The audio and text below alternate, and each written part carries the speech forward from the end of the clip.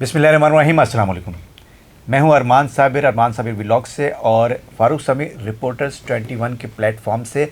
ہم آج بات کریں گے مصطفیٰ کمال اور رؤف صدیقی. ان دونوں سے کہاں آئے تھے یہ, کہاں فاروق سمیع کی ملاقات ہوئی ہے, اور مصطفیٰ کمال نے ایک بات کہی ہے جو بہت اہم ہے کراچی والوں کے لیے خاص طور پر, کیونکہ ضمنی انتخابات بہت قریب ہیں اور مارچ میں جو ہے وہ اگر ہوتے ہیں ضمنی انتخابات تو یقیناً مارچ میں ہوں گے. مارچ کی ڈیٹ ہے, مارچ کا شیڈیول ہے ضمنی انتخابات کا, جس میں ایم پاکستان نے بھرپور شرکت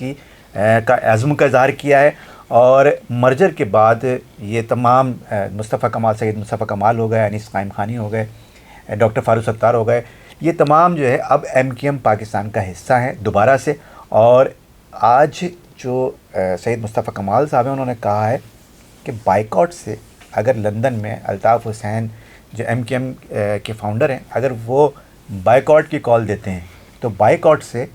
کراچی میں یا سندھ کی اربن پالیٹکس پہ ان کے جو انتخابات ہونے جا رہے ہیں ضمنی انتخابات, اس پر کوئی اثر نہیں پڑے گا. کیا کہتے ہیں فاروق؟ یہی کہا انہوں نے.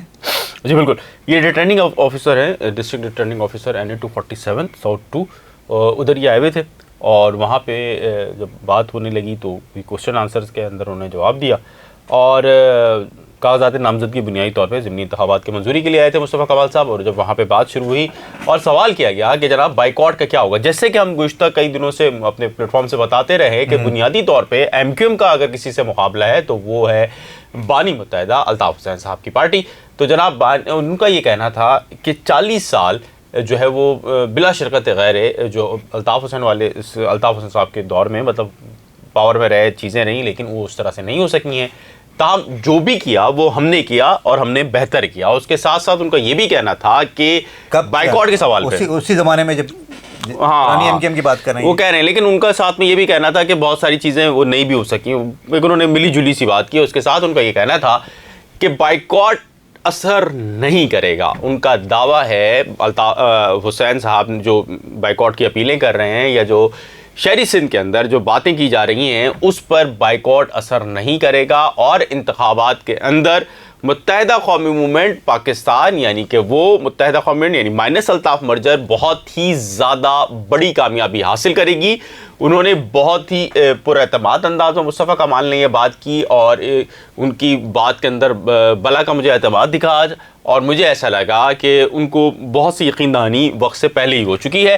اور اس کے ساتھ ساتھ انہوں نے پاکستان پیپلز پارٹی کو بھی تنقید کا نشانہ بنایا. میں یہاں ایک بات یاد دلاتا چلوں کہ جب PSP مصطفیٰ کمال صاحب نے PSP بنائی تھی اور اس وقت بھی انہوں نے یہی دعویٰ کیا تھا, بہت پرعزم نظر آ رہے تھے اس وقت بھی. اگر آپ لوگوں کو یاد ہوگا تو یقیناً اس وقت بھی بہت پرعزم نظر آ رہے تھے اور انہوں نے کہا تھا کہ وزیر اعلیٰ آئے گا اور ہم تمام سیٹیں لیں گے. اور PSP اس مرتبہ جو ہے وہ سویپ کرے گی انتخابات میں, اور پھر PSP کوئی ایک سیٹ بھی لینے کی پوزیشن میں نہیں تھی شاید, ایسے ہی کچھ ہوا تھا. ایسے ہی ہوا تھا. اچھا, اس کے ساتھ ساتھ لیکن ابھی ہم یہ نہیں کہہ رہے ہیں کہ MQM پاکستان سیٹیں نہیں لے گی. MQM پاکستان بہرحال ایک جماعت ہے, ایک اب منظم بھی کر دیا گیا ہے, اس کو دوبارہ سے مرجر ہو گیا ہے. مرجر کے بعد یہ ایک اچھی جماعت, بہتر جماعت ہو چکی ہے اور ایسا نہیں ہے کہ سیٹیں نہیں لے گی. MQM پاکستان نے پہلے بھی سیٹیں لی ہیں اور ابھی بھی سیٹیں لے سکتی ہے. بائیکاٹ اگر ہوتا ہے تو یقین بائیکاٹ کا اثر ضرور ہوگا اور بائیکاٹ کی وجہ سے ٹرن آؤٹ بہت لو ہو سکتا ہے, لیکن اس کا یہ مطلب نہیں ہے کہ جو لوگ انتخابات میں شامل ہوں گے اس وقت تو فیصلہ پھر انہی کے درمیان ہوگا. اور اگر MQM پاکستان جیسا کہ اس نے عزم کا اظہار کیا ہے اس میں جماعت اسلامی ضمنی انتخابات میں نہیں ہوگی اور عمران خان بھی جو ہے انہوں نے بھی لڑنے سے جو ہے وہ منع کر دیا, تو ظاہر ہے PTI کی جو عمران خان کا جو ایک کیرزما ہے وہ بھی یہاں پہ بھی نہیں ہوگا. تو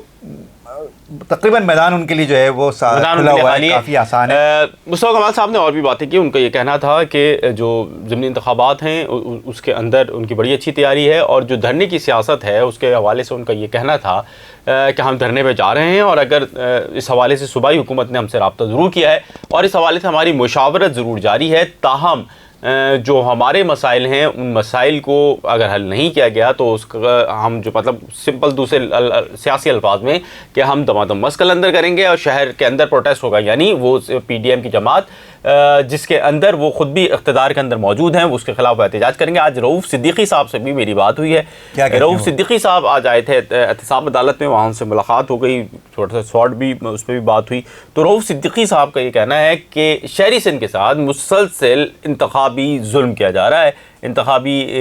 جو حلقہ بندیوں کے حوالے سے حلقہ بندیوں کے حوالے سے ان کا کہنا کیا تھا کہ صوبائی حکومت یہ بات تسلیم کر چکی ہے کہ 52 سے 53 جو وہ بالکل ٹھیک ہے حلقے ہیں انتخابی طور پہ جو بنائے گئے تھے وہ اضافی ہونے چاہیے تھے، جو نہیں بنائے گئے، اور اس کی وجہ سے جو ہے پورے بلدیاتی انتخابات متاثر ہونے تھے، اور یہی وجہ ہے کہ ہم نے انتخابات میں حصہ نہیں لیا۔ ان کا بھی یہ دعویٰ ہے یا ان کا بھی یہ کہنا ہے کہ اگر انتخابات ہوتے تو نہ بائیکاٹ سے فرق پڑتا نہ کسی اور چیز سے، یعنی انہوں نے رکھا لیکن انہوں نے کلیئر کٹ میں کوئی لفظ نہیں بولا کہ بائیکاٹ یا کوئی بھی لفظ، انہوں نے بولا اگر انتخابات کسی بھی وقت ہوئے ان کے جو الفاظ ہیں ان کے مطابق اگر انتخابات کسی بھی وقت ہوئے تو انتخابات میں ہم جیتیں گے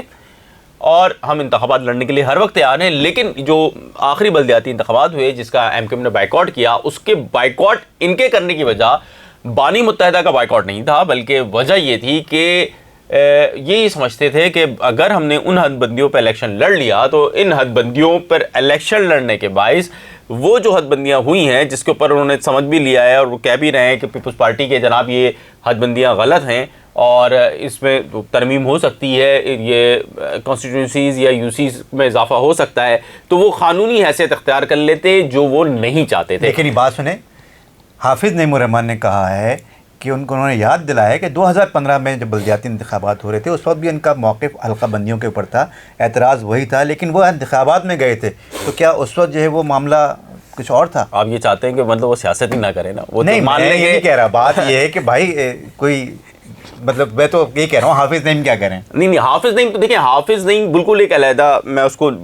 دیکھتا ہوں، بہت سارے لوگ باتیں کرتے ہیں کہ حافظ نعیم کا یہ سسٹم حافظ نعیم کہ ہم حافظ یہ بات نہیں کریں کہ حافظ نعیم نے کس طرح سے ووٹ لیے، کس طرح انہوں نے جو سوال اٹھایا۔ نہیں میں اس پہ بتاؤں نا، میری بات تو ہونے نا، میں حافظ نعیم کو بالکل ایک علیحدہ کرائٹیریا میں لیتا ہوں، وہ اس وقت بڑا ہی ووکل پرسن ہے اور مطلب شہر کے لیے کچھ بھی ہو، آپ اس سے کسی کو اختلاف ہو نہ ہو کہ الیکٹرک ہو، بیریا ٹاؤن ہو، بہت بڑا مسئلہ بیریا ٹاؤن، میں مصطفیٰ کمال کے اندر بھی ضرورت نہیں ہے بولنے کی نا، کوئی بھی چیزوں وہ بیٹھتا ہے، چیزوں کر رہا ہے کہ الیکٹرک کسی کے اندر ضرورت نہیں تھی اس نے بولا، تو میں اس کو بڑا کچھ چیزوں میں کریڈٹ، جو کر رہا ہے کام تو بولنا چاہیے، اچھا ہے۔ پاکستان نے بھی بولنا شروع کر دیا، اب تو بولنا شروع کیا نا، لیکن میں اس پہ بتا رہا ہوں کہ یہ حافظ نعیم کی بات درست ہے، انہوں نے پہلے اس حوالے سے وہ نہیں کیا، اور یہ سلیکشن میں بھی اگر ان کو پتا ہوتا ان کے ساتھ تو باریک کام ہو گیا نا، ان کے اتحادیوں نے بھی ان کو اس طرح نہیں لیا۔ اور اس کے بعد بائیکاٹ کا آنسر آپ مانے نہ مانے، جو پراپرٹی والا کیس ہوا اس کے اندر جو چیزیں ڈیولپمنٹ ہوئی، وہ چیزیں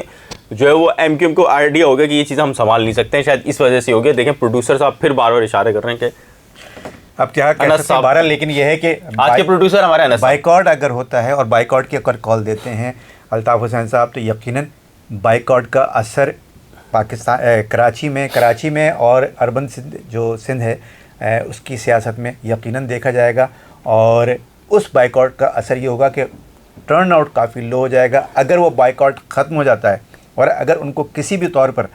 ان کی پارٹی کو یا ان کے لوگوں کی اجازت ملتی ہے تو یکسر نتائج بالکل ڈفرینٹ ہوں گے۔ تو بائیکاٹ کے نتیجے میں پھر جتنی پارٹیاں میدان میں ہوں گی فیصلہ یقیناً ان لوگوں کے درمیان ہوگا، اور اس میں پھر ایم کیو ایم پاکستان سر فہرست نظر آ رہی ہے فی الحال اب تک جو اندازے ہیں۔ تو آپ کی کیا رائے ہے؟ اپنی رائے سے ضرور آگاہ کیجیے گا۔ اگر آپ نے اب تک میرا چینل ارمان صابر ولاگس اور فاروق سمیع کا چینل رپورٹرز 21 سبسکرائب نہیں کیا ہے تو برائے مہربانی سبسکرائب کر لیجیے گا، ویڈیو کو لائک کیجیے گا، شیئر کیجیے گا۔ ایک نئی ویڈیو کے ساتھ دوبارہ حاضر ہوں گے۔ بہت شکریہ، خدا حافظ۔